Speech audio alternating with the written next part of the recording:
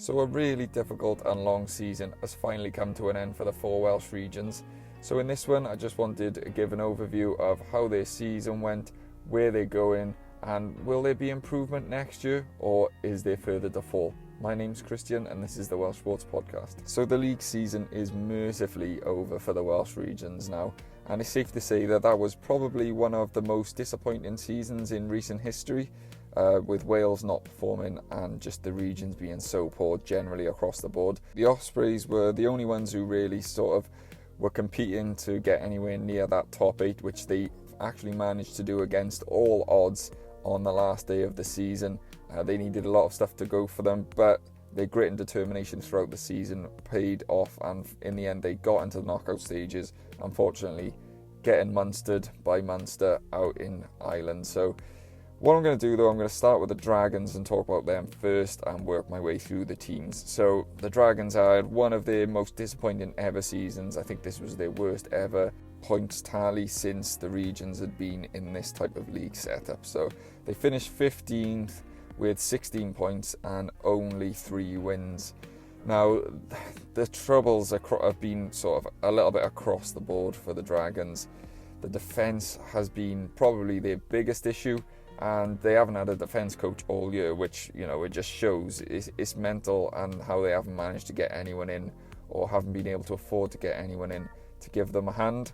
I've spoke before that I think maybe Mike Forshaw should have been lent to them out of the international window and just get some sort of structure in there.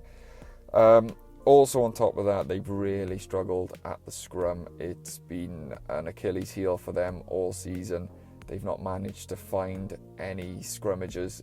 They've brought players in, dropped them, and brought others in, and it's not managed to work. The best player they managed to bring in was Hip at the end of the season, the last couple of games, and he managed to shore things up for them, but there's been not really a lot of development. Rodri Jones had a decent season, but one man can't hold up the entire scrum himself. Another worrying trend for them was once they went sort of behind in games by more than one score, their heads would drop and they would tend to fall off. There was games where they'd be competitive for an hour, and then teams would begin to pull away in the last 20 minutes and then end up running up a bit of a cricket score on them, which is something that Di Flanagan really needs to get sorted out, because they've kept themselves in certain games, but it's just been at their end, and then once they get too far behind, it's just like they resign to losing because they're just so used to losing, and it's not good, and it's not fair on the fans. The Dragons fans have been so loyal to them over the last 15 years, and they've just not really ever produced anything to warrant the support that they get from these amazing fans. The jury is certainly still out on Di Flanagan as a head coach. Obviously he was thrust into that position sort of not on purpose when Dean Ryan left, and he hasn't had an awful lot of support. He's been doing multiple jobs, hasn't been able to just solely focus on the rugby. As I mentioned, no defence coach. It looked at times like they didn't know what they were doing in attack. They have managed to bring in Philo Tiatia next season, which probably everyone involved with the region rugby knows, which is a good get for them. I think he's going to be a no-nonsense type of coach, and I think he's the type of coach that can make a difference. My worry, though, is it seems like a lot of Dragon fans reading online think that he's going to come in and be the silver bullet and change the culture and everything. And while I think he can make a difference, I don't know, it's just been so much and so many years of losing constantly. It's going to take more than just a no-nonsense coach to sort things out. It sort of runs deep within the squad and just the general feel around the club, I think. But there is some shoots of hope. They did really well. They've kept their 2 best players in Rio Dyer and Aaron Wainwright, managed to sign them up to new contracts. I think that was crucial. They need to keep the players that they're producing. They've got a really good back row, a lot of depth there. Team Basham, international. Harry Keddy's a real good prospect. They should be keeping hold of Lydia, although he's past his best. He's been there and been around the block. Young players like Westwood coming through, Woodman in the back row coming through. And then in the back line, they've got Westwood and Ackerman, who I think are going to have a lot of rugby next season. And Aaron Owen also been playing a lot in the centre. So they've got some young players coming through, and we've seen that what Westwood and the few opportunities he's had in the last couple of games, how useful he can be and how detrimental he can be to defences. So I really hope we get some more looks at him next season, and maybe him and Ackerman can strike up a good partnership in the midfield, or someone alongside an Aaron Owen who's going to be like one of the most senior players now around there. So yeah, they've got young players. Also, they got a lot of experience into Will Reid, probably played more minutes than they were hoping or expecting, and it has been a little bit up and down, but he's got practically a whole season under his belt now, and that's probably the most difficult position to learn, and he's just done it on the coalface. So we've seen shoots of good performances from Reid, but we've also seen like naive displays. But it's tough behind a pack that's not really dominating, especially at scrum time when they're struggling a lot. And there is young guys coming through as well, like Shea Hope, who's been brilliant for Newport this season. He's had one or two appearances now for the Dragons, and he's looked good and comfortable in that position, because Rhodri Williams can't play forever. Dane Blacker is another one who's a bit up and down, and I think Shea Hope's really going to be battling for that starting position next season. So yeah, I mean, it's a tough one for the Dragons. Bottom of the pile again. They managed to not finish bottom of the league just by beating Zebra, but they need a big turnaround. And like I said, the advantage they got is they've got some really good loyal fans who turn up week in, week out, and they manage to keep hold of some of their big stars. So next season, hopefully with the new coaches coming in and some experience into these young players, maybe we can see an improvement from the Dragons. I really hope so. But moving west to the Scarlets, a really difficult season for the Scarlets, finishing 13th with 27 points. I think Scarlets fans will be really disappointed, and Dwayne Peel will be really disappointed with the season the Scarlets had. I genuinely thought the Scarlets were going to be the top Welsh region this season going into it. They ended last year so well, so on fire. They had that long unbeaten run. They went deep into Europe, and I thought next season these boys, they're gonna really kick on. But it just never happened. They had a really difficult start to the season out in South Africa. Took two big hammerings out there, and they just sort of never really recovered. Not for a while anyway. The scrum, again, for the Scarlets was an issue. Two young props. They brought other players in who didn't really improve things. The defence was really, really poor. Actually quite embarrassing for large parts of the season. Interestingly, they had Jared Payne, who was a defence coach at Ulster, who was there with Dwayne Peel, and then when he brought him to the Scarlets, he was an attack coach. Now, towards the sort of back end of the season, they reverted Jared Payne back to working with the defence, and instantly you could see the difference in having a proper defence coach coaching the defence. I mean, who would have thought it? They more or less instantly stopped shipping big scores against them and were competitive for pretty much all of the games running into the end of the season, and like I said, picked up a couple of wins. So ended up on 5 wins, which was more than probably we were expecting going into the final third of the season. So the other issue they did have was they were, with all respect, they were carrying a lot of sort of dead wood. And I know that's disrespectful to players like John Davis and Scott Williams, who have been amazing servants and amazing for Wales. And I absolutely love John Davis. But he just is not the same player that he was, and Scott Williams didn't even play. It's just you've got these players who are on your salary cap, and they're just taking up, potentially opportunities for other younger players. When you had like players like Eddie James emerging, he would have benefited from getting a lot more game time. But instead, you're sort of playing players like John Davis and stuff like that, and it's not worked. I mean, he's probably great amongst the change room and stuff like that. Seems like a good character, a nice guy, and a lot of experience, but it wasn't working. They needed to get rid of a lot of this old sort of wood and bring in some new players, which largely they've managed to do, in fairness. They've got some new faces coming in next season, some props, which is going to help Alec Hepburn, and there's a lot. It seems like for almost certainly that Henry Thomas is going to be signing for them. No word yet, but all of the news, all of the rumours are that he's going to be signing for the Scarlets. Actually, as I'm editing this, the news has broke that Henry Thomas is signing for the Scarlets this season. So that's a really good signing for the Scarlets. So that's really going to bolster them next season up front, which is where they've needed it. Also, you've had the two young props in Matthias and Harry O'Connor, and they've had a lot of experience now. Like Matthias has had 50 games for the Scarlets now, and he's still very young, and prop is such a hard position. At that age, at young, you need the experience and you need time in that position. And they've got that now. They've got a whole season of game time, and they've been involved in the Welsh setup. So bringing in a couple of older, more experienced, good scrummaging props is really going to benefit them as well. So that is a good thing. I think the scrum, it was such a point of weakness last season, but I think it can potentially turn into a bit of a point of strength for them next year. So that's really good.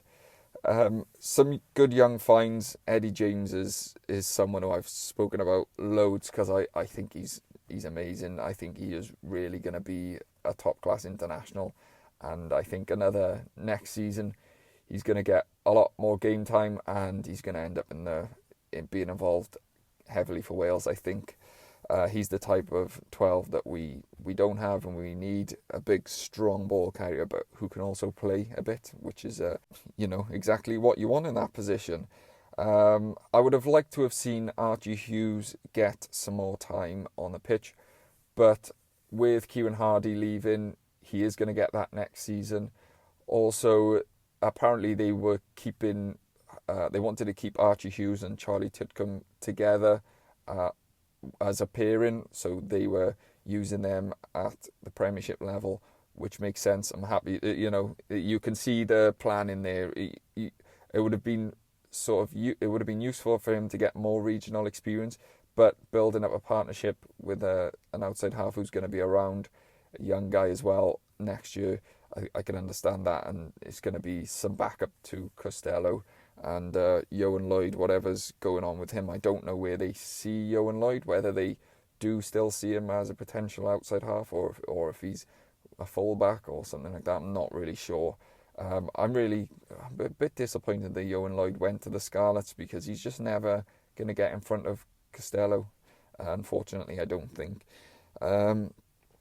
But yeah, I think the Scarlets, I mean, this is exactly what I thought at the end of last season, but I think it again this year. I think they're going to have a much better season next year. Dwayne Peel has had another season under his belt. Another one who seemed like he was doing a lot similar to Di Flanagan, had a lot of jobs and didn't have a big coaching staff around him. And I think next season they're going to do a lot better. They've brought in some good players, some shrewd signings, so I'm interested to see how they get on. Also, they've got some players, like Johan Nicholas has been absolutely brilliant for the run-in for the season, Mr. Consistent, and that's the type of players you need at regional level. Probably not going to challenge on Welsh honours, maybe not many Welsh honours, but for the Scarlets week in, week out, he's been fantastic, and you need those type of glue players. And playing him at fullback, you really have seen his sort of attacking threat and stuff like that. So yeah, they've got some good players, Scarlets. I think they'll be all right next year. It's going to be a tough season for all the Welsh regions again next year, but I think the Scarlets have put themselves with their recruitment and stuff and development, and what they've had to go through this season is going to benefit them next season, maybe in the long run. Moving on now to Cardiff, who are next on our list. They ended up finishing 12th with 32 points and 4 wins. They actually finished above the Scarlets by 5 points with one less win, because they ended up with 14 bonus points, which is actually insane. They really struggled to get over the line with the wins this season. It's been a funny one, because there's been like a good feeling around the Arms Park, but it just hasn't translated to wins on the pitch. And performances have been good, but they haven't translated to wins, hence the 14 bonus points. The line out has been an issue for them. It's been an issue for them for so long, and I just don't know how they can sort it out. It's just inconsistent. Some days they'll be brilliant, other days it just doesn't seem to work much at all. So that is something they hopefully can sort out. The discipline also has been really poor. Just general discipline has been okay, but we've had a lot of red cards. I believe it's 4 or 5, which is the most out of any of the regions this season. And it's been like silly ones, like a couple of high shots, red cards for like tackles and head contact and stuff like that. So they need to get that sorted. They've got also a lot of senior players leaving at the end of this season, and he had to sort of last year really bring in a whole new squad more or less and rebuild the squad, and he's going to have to do it slightly again this off season with a lot of senior players leaving, Josh Turnbull leaving, Ellis Jenkins retiring, Shane Lewis-Hughes, players like that, good, maybe even not international level, but the regional players who are there week in, week out. Your likes of, Halaholo and players like that, they're all going. And Carey is going to be a big loss, being the top try scorer, the main threat around the 5 metre line. That's where Cardiff have scored a lot of their tries this season, off big ball carries from Rhys Carey, and we're going to be losing that next season. So they're going to have to find that from somewhere else, who's going to be making those big carries, those dominating collisions and stuff like that. So that is a worry for Cardiff, because, Carey's tries have kept them in some games, because Matt Sherratt has done very well on making set plays that bring him into the big ball carries, and they're losing that next season. So that is a worry, and a worry that they got into a pattern where the general games of Cardiff it was basically this Ospreys and Cardiff game on Judgment Day was the microcosm. It was just always to and fro, and as they look like they're going to go and run away with it, then they fall behind, and then the other team looks like they're going to run away with it, and then Cardiff would claw it back, but they just could never get over the line, hence the 14 bonus points, which is crazy.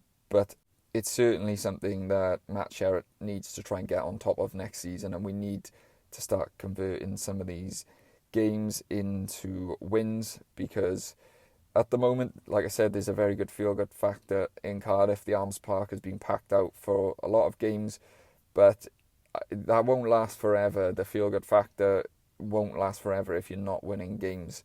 On the plus side, the scrum, which has notoriously been poor over the last few years, was actually really solid on their own ball, and they didn't give away too many penalties, didn't lose very many scrums, which is good. I think that's mainly due to like Domachowski, Azarati, players like that.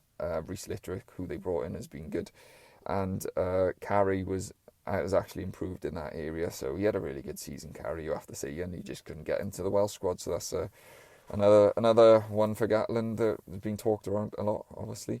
The defence has been brilliant. The defence is what's kept them in a lot of games. Other teams have had a lot of possession, and Cardiff have managed to just keep them off with a lot of good defence, and a lot of turnovers at the breakdown. I think a lot of that plaudits should go to Gethin Jenkins, who's definitely solidified that defensive line.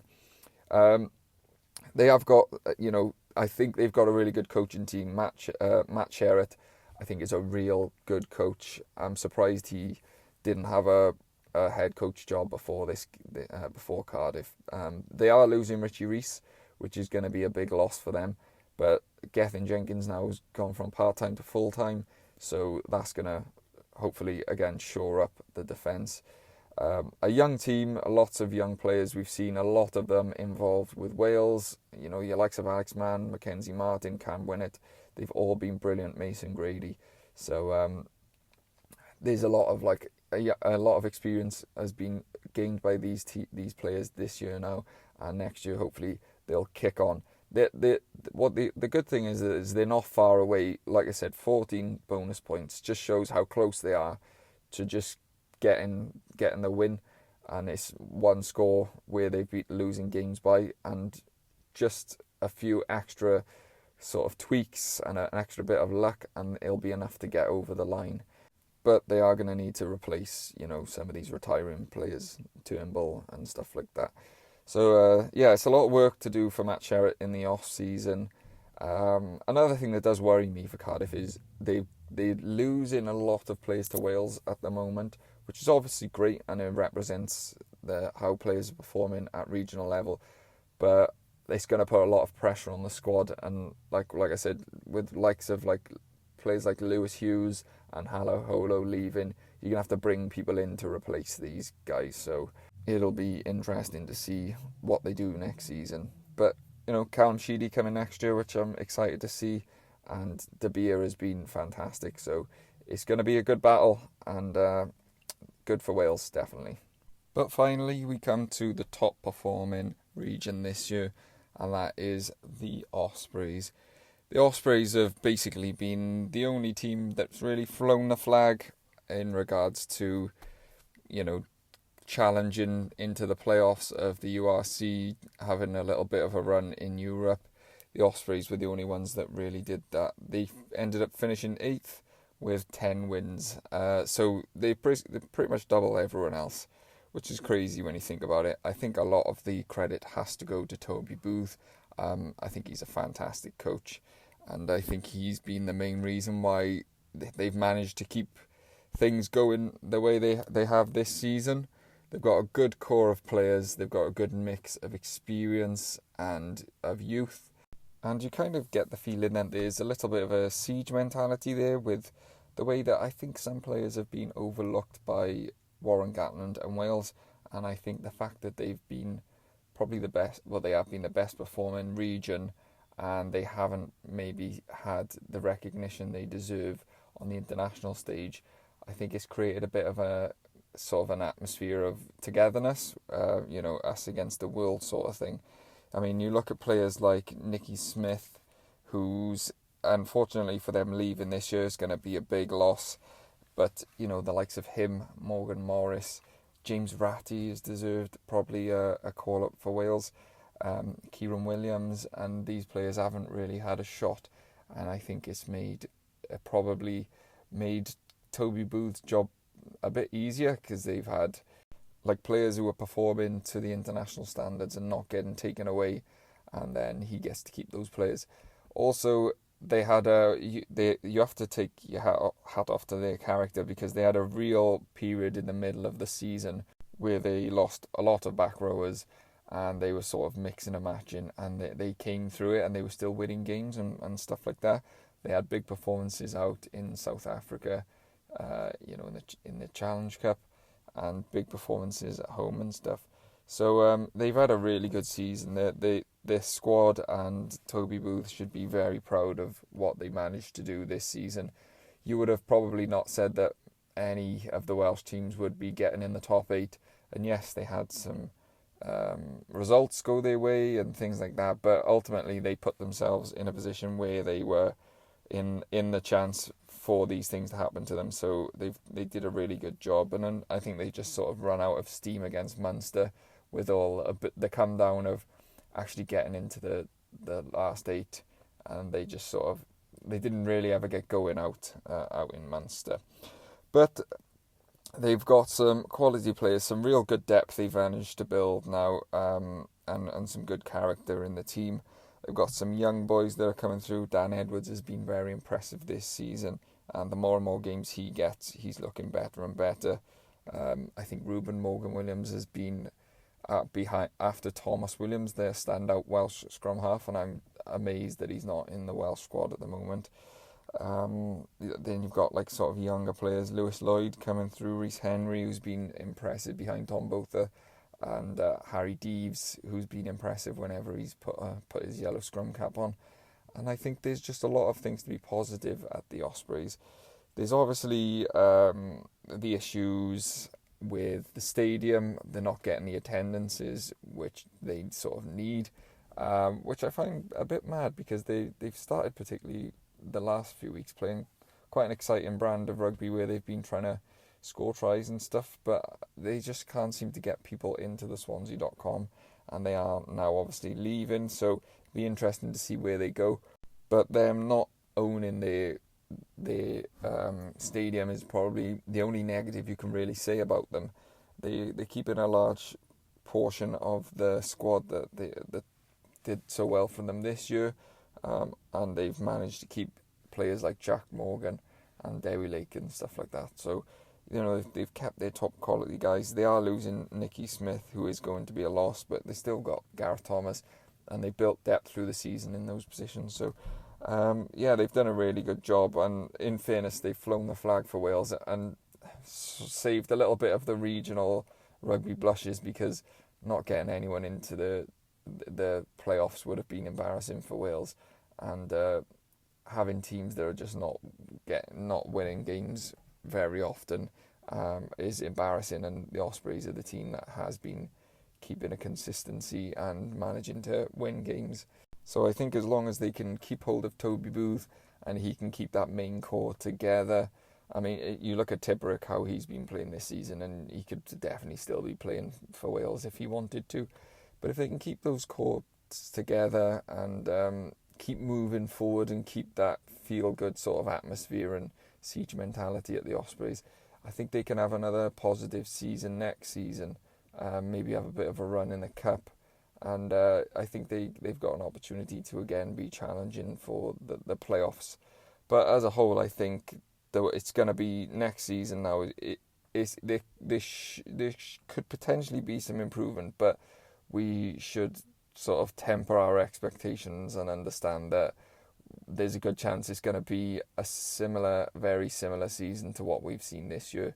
There was a point in time where it was looking like there was not going to be such a decrease in the budgets for the WRU into the regions, but there's been no sort of clarification whether that is still happening. So it seems like their budgets are going to get cut again.